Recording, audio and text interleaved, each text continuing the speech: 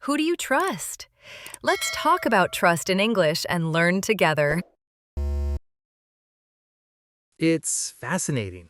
I've been diligently applying that cognitive model of hope we discussed, Snyder's framework of agency and pathways. And I must admit, for logistical, well-defined problems, it's a remarkably effective tool. It's essentially project management for personal adversity. It helped me navigate the uncertainty at my job. I created concrete pathways. I acted on them, and ultimately, I landed in a more secure position. But standing here, in a space dedicated to the aspects of human experience that defy simple formulas, I feel the profound limitations of that model. Limitations. That's a significant evolution from where you were. You sound less like a student of the idea and more like a critic. In what way precisely does it feel limited? It feels technocratic, impersonal. It addresses the how of hope with the efficiency of an engineer, but it seems to completely sidestep the existential why. When I'm confronted with problems that aren't logistical, but are deeply existential, the ambient anxiety of our times, the sheer scale of global suffering, the inescapable reality of my own finitude, the idea of simply brainstorming more pathways feels profoundly, almost offensively inadequate. It's like bringing a business plan to a funeral. There's a deeper, more resonant, and frankly, more painful dimension of hope that the cognitive model doesn't have the language to address. You've articulated the critical turning point in the journey of understanding hope. It's the moment you realize that a psychological tool, however useful, is not a complete philosophy. You're sensing the chasm between hope as a mechanism for achieving goals and hope as a fundamental orientation toward being. The French philosopher Gabriel Marcel built his work around this very distinction, specifically between hope and optimism. I've always used those terms somewhat interchangeably, perhaps with optimism being a sunnier version of hope. What was this specific distinction? For Marcel, optimism is the disposition of a spectator. The optimist sits in the audience of life, looks at the evidence on stage, and says, "Don't worry, I have a feeling the protagonist will succeed in the end." It's a passive, evidence-based calculation of probabilities. If the data trends positively, the optimist feels good. If the data is negative, their optimism collapses into pessimism. It is fundamentally detached, an opinion about the future. But hope is the state of a participant who has entered the drama. It is not a hope that X will happen, but a hope in the possibility of X. It is a profound, active commitment to possibility itself, even and especially when all available evidence suggests futility. An active commitment to possibility itself. So the hopeful person isn't just a better problem solver. They're engaged in a different way of being in the world. They've chosen to be available to a future that isn't guaranteed. Precisely. It's an act of what Marcel called disponibility or availability. You make yourself available to a grace, a potentiality that you cannot produce on your own. This is why Albert Camus, facing what he termed the absurd, the unbridgeable gap between our innate human desire for meaning and the universe's silent, indifferent response, championed rebellion as a primary virtue.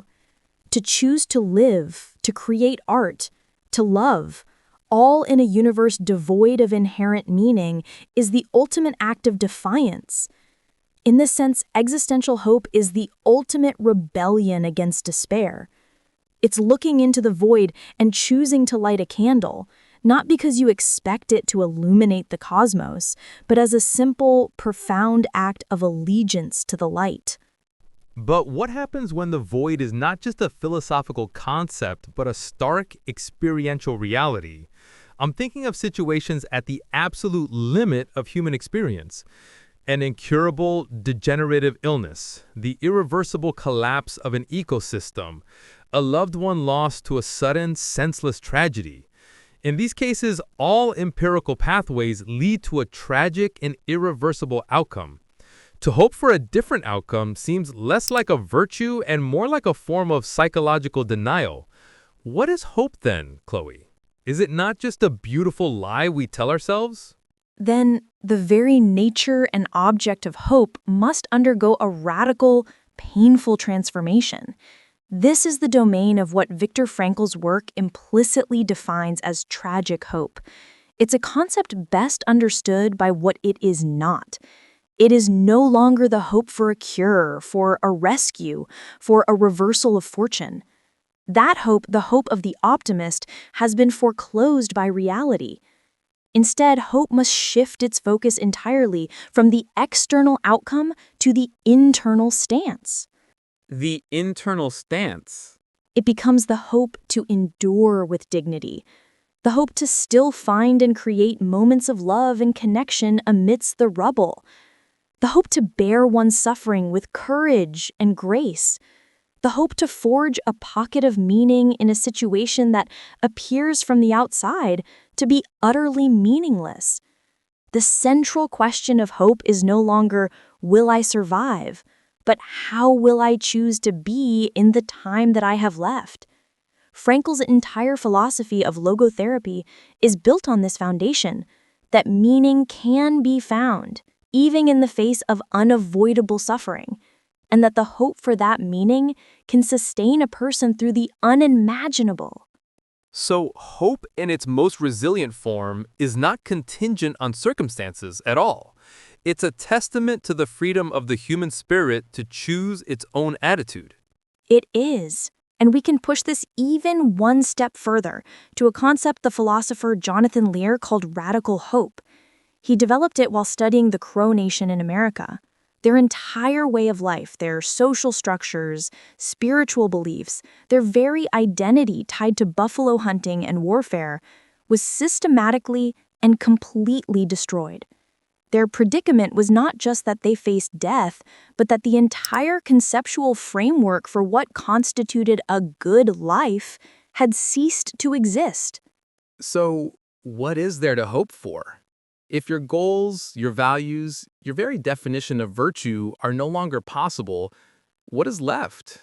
It sounds like the end of meaning itself. This is the crux of it. Radical hope is, in Lear's words, directed toward a future goodness that transcends the current ability to understand what it is. It is hope for a form of life that one cannot yet imagine.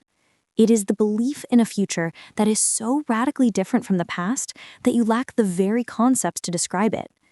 It is hope directed toward a good that is currently unintelligible.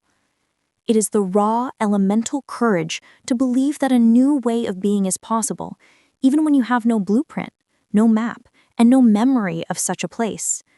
It's the hope that survives the death of a world. That feels incredibly relevant today. With the rise of AI, climate change, social upheaval, we are, in a very real way, facing the end of the world as we've known it. We need a hope for a future that we can't fully conceptualize with our current vocabulary. We do, which brings us back from the purely individual and into the collective sphere. You worried that this was all just an internal, solitary coping mechanism. But what if this existential hope is not just a private virtue, but the fundamental engine of history itself? The engine of history? That sounds rather grand. It's the central thesis of the German philosopher Ernst Bloch. He wrote a monumental work called The Principle of Hope. For him, hope is not just a psychological feeling, but an objective ontological force. It is the not yet conscious, the utopian impulse that resides in all of humanity, pushing us forward. He saw evidence of it everywhere, in fairy tales, in music, in art, in political revolutions. This very museum is a cathedral to Bloch's principle of hope. Every piece of art here is an artifact of a not yet, a concrete manifestation of a vision of reality that did not exist until an artist, fueled by this impulse, brought it into being.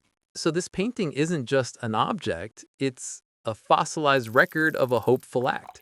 The artist's rebellion against an empty canvas, their belief in a form that was, at the time, unintelligible. Exactly. Bloch would argue that our daydreams, our deepest longings for a better world, are not mere escapism. They are glimmers of a real potentiality in the universe trying to be born through us.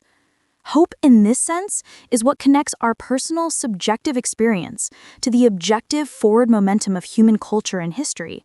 It's what allows us to participate in the grand project of creating a more humane world, even when the odds seem insurmountable. This is a dizzying array of ideas.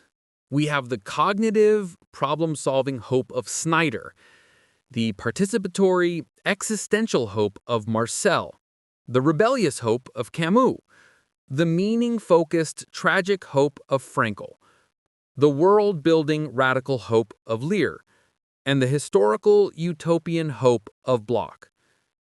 It feels both illuminating and overwhelmingly abstract.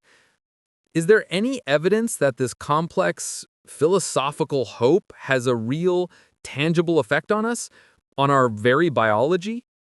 I was waiting for you to ask that. It's the crucial grounding question, and the answer is a definitive yes.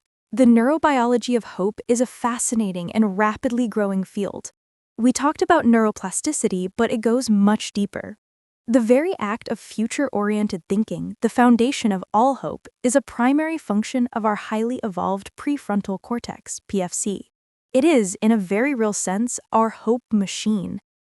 And how does that machine work? When you engage in hopeful thinking, especially generating pathways and feeling agency, you activate your brain's dopaminergic systems. Dopamine is often mislabeled as the pleasure molecule. It's more accurately the motivation molecule. It doesn't just reward us when we achieve a goal, its primary function is to reward the pursuit of goals. It provides the energetic wanting that fuels our agency. So the very act of brainstorming pathways and believing you can execute them gives you a small neurological reward, reinforcing the behavior and creating a positive feedback loop. So a hopeful brain is a motivated, engaged, and forward-moving brain. What about a hopeless one? A state of hopelessness, characterized by a lack of goals and pathways, is linked to a blunted dopamine system, leading to the apathy and lethargy of depression. Furthermore, chronic stress and hopelessness are associated with elevated levels of cortisol, the primary stress hormone. In high doses over long periods, cortisol can be neurotoxic. It can damage neurons and shrink the volume of the hippocampus, a brain region critical for memory, learning, and mood regulation. A hopeful outlook, on the other hand, can act as a powerful buffer. By providing a sense of control, meaning, and purpose, it can modulate the body's stress response, potentially protecting the brain from this damage. Hope, therefore, is not just a nice idea, it's a form of active neuroprotection. So, by engaging in these seemingly abstract philosophical practices, choosing a courageous stance in the face of suffering, creating meaning, connecting to a collective future, we are actively participating in the health, resilience, and very architecture of our own brain. That is the beautiful synthesis. The ancient wisdom of the philosophers and the modern insights of neuroscience are converging on the same truth. We are the primary sculptors of our inner world, and hope is both the chisel we wield and the vision that guides our hand. It's all starting to cohere.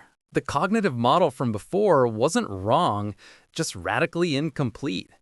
It's like looking at this painting and only analyzing the chemical composition of the pigments. It's an accurate analysis, but it misses the entire point of the art. And what is the point? The point is that hope is not a single entity. It's a multi-layered, dynamic human capacity that adapts its form to the nature of the challenge.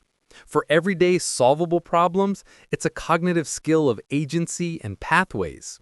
In the face of existential questions and absurdity, it's a philosophical stance of rebellion and commitment. In the presence of unavoidable tragedy, it's a spiritual practice of forging meaning. And in the context of our shared world, it is the historical force that imagines and builds a not-yet future. It's all of these things at once.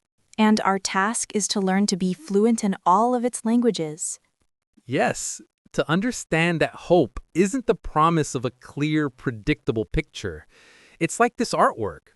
It doesn't offer easy answers. It's complex, it's challenging, and it demands something from you.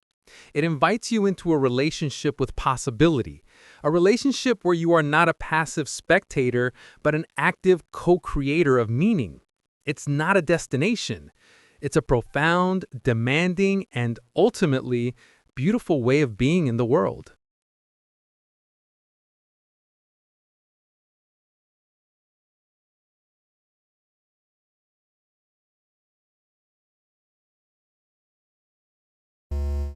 Thank you for watching. If you have any questions, just leave a comment.